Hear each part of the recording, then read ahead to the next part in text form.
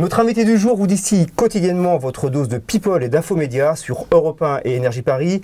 Il est jeune, il est beau, pas autant que moi, faut pas exagérer non plus. Il est sympa, on verra ça juste après une interview. Voici Thomas Joubert qui est avec nous. Merci Thomas d'avoir accepté l'invitation de Planète People. Ben, c'est moi qui vous remercie, bonjour. Et on peut pas dire qu'on n'est pas chez Europe 1 puisque... Oui, c'est écrit dessus. Ah, c'est écrit dessus, c'est marqué sur la boîte, hein, comme on dit, et les micros aussi. Tu es arrivé dans l'émission à la rentrée 2011, si je ne me trompe pas, avec Jean-Marc Morandini. En septembre dernier. En septembre dernier, tout à fait. Comment tu es arrivé au sein de l'équipe? Ça s'est fait d'abord sur la grille d'été, l'été dernier. Moi, je suis arrivé à Europe 1 en juillet 2011, donc il y a pile un an en fait, pour assurer des chroniques dans le grand direct des médias qui était en formule estivale, présenté par Thierry Moreau l'été dernier. Ouais, il y avait René Maubert l'année d'avant. C'est ça, exactement. Ouais. Et donc l'été dernier, avec Thierry Moreau, on a tenu l'émission pendant les vacances de Jean-Marc. Ouais. J'avais également des chroniques dans la matinale info tôt le matin, trop tôt le matin. Précisons, trop tôt. Trop tôt.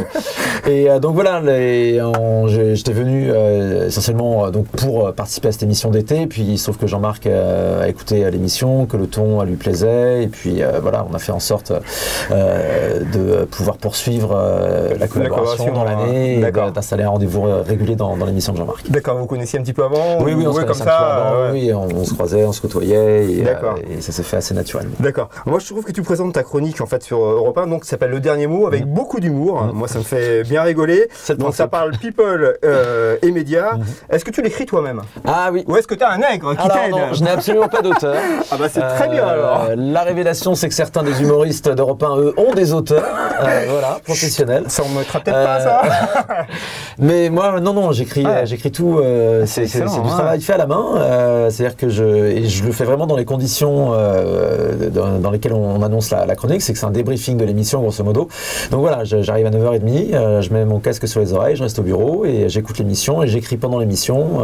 Voilà, au fur et à mesure. C'est un super exercice. C'est un exercice qui est très compliqué. Très dur. C'est pas forcément réussi tous les jours, mais sur la longueur, voilà. Ça se tient, c'est très bien. J'ai réussi à installer ce petit rendez-vous. Après, évidemment, il y a des jours avec, des jours sans. Si je suis plus ou moins inspiré sur ce qui se dit dans l'émission. Voilà. Et ce que j'aime bien, et c'est là où l'exercice est difficile, c'est que finalement c'est toujours simple.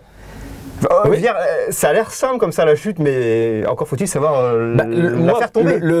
Ma grosse angoisse quotidienne, c'est de voir l'horloge qui tourne, quoi. C'est comme j'explique, j'arrive à 9h30 avec une feuille blanche, c'est ça et la chronique est à 10h25, et grosso modo il me faut 9 infos, 9 vannes. Voilà, la chronique elle est construite comme super, ça. Donc oui, voilà, il faut après, je sais de quoi on va parler dans l'émission, parce que je connais ça déjà un petit peu avant, je sais qui sont les invités, donc j'ai pu un petit peu y réfléchir.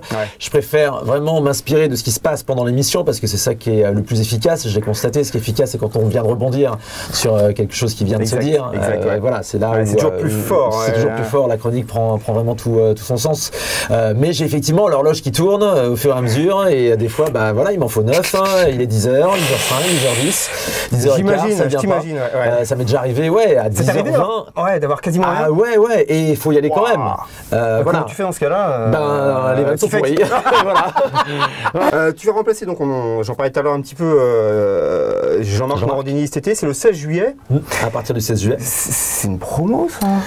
Ça s'est fait aussi naturellement, puisque j'ai assuré les remplacements de Jean-Marc toute cette année pendant la saison. Exact, voilà, il a fallu trouver un remplaçant, parce que Jean-Marc a le droit quand même de prendre quelques petites vacances. Il a pris les vacances de Noël, quelques jours fériés. Tu bosses un peu plus d'ailleurs. C'est vrai, tu as dit, il en prend pas tant que ça. Donc voilà, le remplacement s'est fait assez naturellement, où là je reprends un rôle qui très honnêtement me correspond plus, parce que voilà, moi je suis journaliste, j'aime faire de la radio, donc on m'a proposé de faire ça. Mon nom est venu assez naturellement auprès de la direction, auprès de Jean-Marc, et donc il y a eu ces remplacements au coup par coup cette année. Ça n'a jamais été des très longues périodes, c'était une semaine ou 10 jours maximum. Là voilà, cet été on me confie effectivement les 2 mois de l'émission, donc je suis effectivement ravi. Bon, l'inconvénient, c'est que je ne pars pas en vacances, mais on ne peut peut pas tout avoir. Mais Paris, c'est vide, c'est les vacances, t'as un Paris-Plage. Il y a personne, il y a de la place. Et cela dit, c'est très agréable. J'ai déjà passé l'été dernier, tout l'été à Paris, et c'est vrai que c'était plutôt agréable. Comment ça se passe le travail avec Jean-Marc? Il est plutôt cool le travail. C'est quelqu'un d'extrêmement sympathique. Voilà, on me demande souvent. C'est question des internautes, en fait, c'est pas précisé. C'est la question qui revient tout le temps. Alors, il est comment? C'est un garçon qui est extrêmement sympathique. C'est un travailleur, ça c'est certain. Mais vraiment, c'est très agréable de travailler avec quelqu'un qui a toujours le sourire, qui a toujours la pêche. Voilà, qui va faire des grandes tapes dans le dos. Enfin, il est franchement très très sympathique. Alors la passion des people, parce que pas des people, on parle people et médias. La passion des people notamment, tu l'as toujours eu ou... J'adore ça. Moi j'ai commencé à la radio. T'as commencé très jeune à la radio. C'est vrai. Très jeune. France Inter, je crois que t'as commencé. Oui, c'était des stages. C'était des stages très jeunes. Ma première radio c'était Voltage, effectivement, radio parisienne, en 95, 96. Et puis il y a eu Europe 2, qui est ma première maison. Voilà, la petite sœur, l'ancienne Virgin Radio, qui a ses studios juste à côté, où je faisais déjà à l'époque la chronique People sur Europe 2, Carré VIP. Proposé, voilà, qui était une chronique que j'avais proposée, et parce que c'est dans le flot d'informations qu'on reçoit, je pars toujours de ce principe-là, c'est que finalement celle qui intéresse le plus, après en fonction du public, mais en l'occurrence sur Europe 2, celle qui était le plus amusante à traiter, c'était les infos people, l'info ciné, l'info musique. Celle qui apportait un peu de bonheur en fait. Et celle,